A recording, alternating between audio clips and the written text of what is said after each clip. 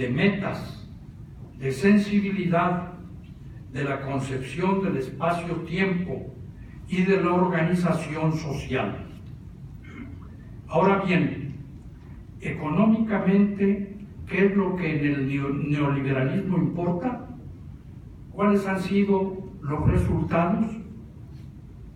Datos publicados muy recientemente sobre el crecimiento de la economía mexicana durante el periodo neoliberal son los que cito a continuación. Durante el gobierno del licenciado Miguel de la Madrid, que buscó un crecimiento anual del 5.5%, solo se alcanzó el 0.34%. En el sexenio de Carlos Salinas de Gortari, que prometió un crecimiento del 6% anual, el resultado fue de 3.9%. Ernesto Zedillo ofreció un 5% y solo consiguió el 3.5%. Vicente Fox prometió un crecimiento del 7% y solo alcanzó un 2.2%. Y Calderón ofreció un 5% anual y solo llegó al 1.8%. En cuanto a Enrique Peña Nieto, se comprometió a obtener un 5% y en su primer bienio solo alcanzó 1.75%.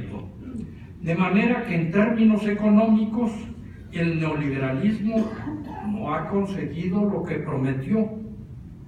Viene a mi memoria una frase significativa que ayuda a entender desde otro ángulo el sentido de los nuevos tiempos que vivimos. Haiga sido como haiga sido. Es una expresión del licenciado Calderón Hinojosa en una entrevista en la que buscaba explicar que de lo que se trataba era de llegar a la meta, a como diera lugar. Y en apariencia así es, pero solo aparentemente, porque en realidad no se trata solo de llegar a la meta y de ganar. Lo que quiero decir es que para ejercer legítimamente el poder, para tener autoridad, hay que tener primero autoridad moral, como la tuvo siempre Benito Juárez. Solo cuando la sociedad cree que el triunfo obtenido ha sido legítimo, cuando se gana realmente, es cuando puede ejercerse el poder a plenitud, hasta donde eso es posible ahora. Y desde luego, cuando en ese ejercicio las acciones desplegadas tienen una razón de ser, cuando son convincentes. Solo así el pueblo te otorga el mando, te mandata, como se suele decir ahora, no sé si muy correctamente, para que lo representes y ejerzas el mando en su nombre. Solo así se es mandatario. De otro modo, no se es mandatario, sino mandadero de los intereses que han influido.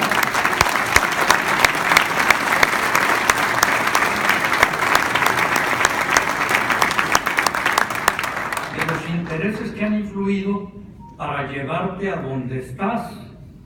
Así se ocupen los lugares que tradicionalmente han sido los espacios donde se ha ubicado el poder. Porque como se sabe, aunque el poder tiene algo de fetichismo, no reside tanto en el lugar tradicional desde donde se gobierna, sino en la persona que ejerce el poder, que tiene que ser y parecer, como decía Maquiavelo. Los nuevos tiempos han ido creando un nuevo vocabulario, cuando no un nuevo lenguaje, que es interesante registrar, puesto que se trata de una especie de newspeak, como el que empleaba el Big Brother, aquel personaje que creó George Orwell en su novela 1984. Menciono solo algunos ejemplos: políticas públicas y políticas de Estado, así como los significativos términos desregulación, descentralización, desertificación, desconcentración, desestatización y muchos demás des.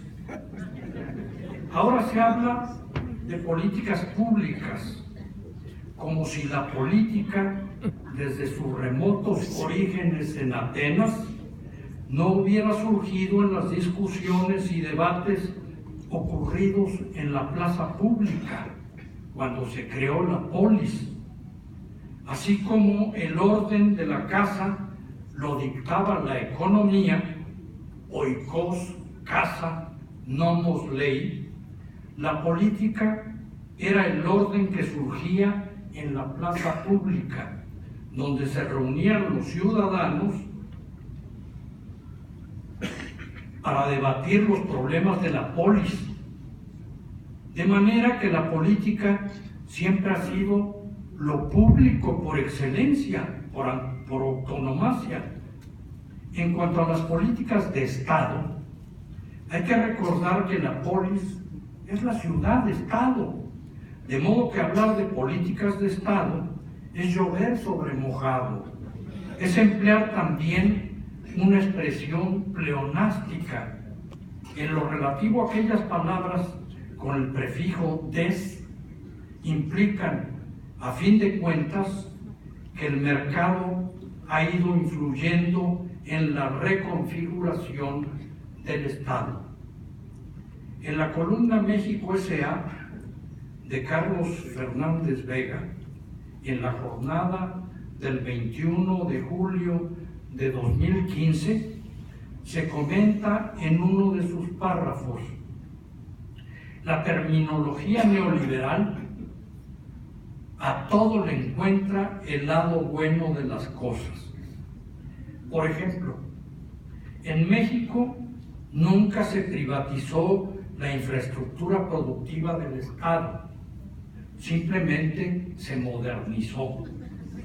El poder adquisitivo de los salarios nunca se desplomó, apenas si se adecuó, y así por el estilo.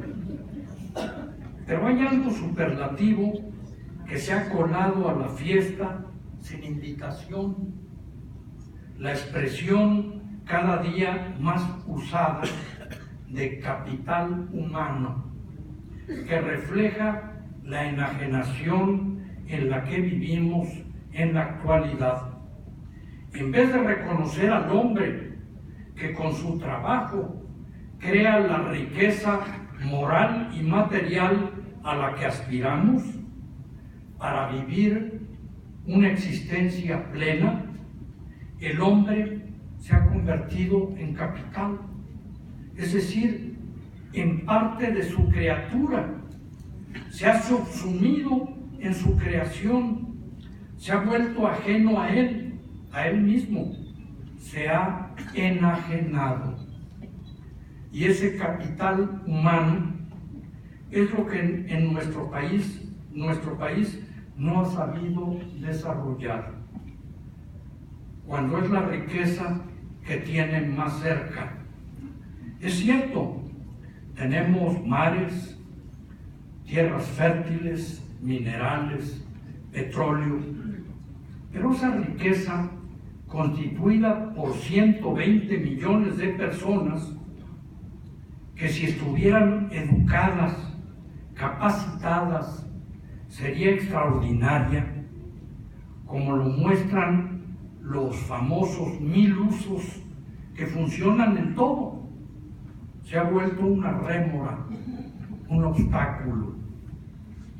Mientras no tengamos una cultura que esté recreándose a sí misma por su vitalidad y su riqueza, una educación elemental, media y superior que cree confianza en los mexicanos de aquí y de ahora y en los de mañana, una ciencia comunicada con los demás centros científicos del mundo y volcada a la solución de los problemas del presente, ayudándonos a resolverlos y adelantándonos a ellos y a los nuevos, no servirá de mucho sostener algo absolutamente positivo, que nuestro Estado debe ser un Estado social y plural, democrático y de derecho, porque lo que llena de sentido y de contenido a las formas políticas es siempre la realidad humana, viva, que impulsa la cultura, la educación, la ciencia y el progreso tecnológico que forjan los hombres de carne y hueso de aquí y de hoy, de mañana y de siempre. Es la voluntad de ser para prevalecer, ser más que tener, porque el que es tiene, en cambio el que tiene no siempre es. Regresando al país de un solo hombre, a menudo me he preguntado por qué México lo ha sido. La respuesta no hay que buscarla en ningún complicado laberinto. Creo que el problema reside en que nos ha faltado algo fundamental: el ciudadano. País sin ciudadanos es país de un solo hombre. No basta con que la Carta Magna señale los requisitos formales para hacerlo. Los ciudadanos no nacen, se hacen, se forman, y solo hay un camino para crearlos: la educación. No es por falta de conciencia de lo que es la educación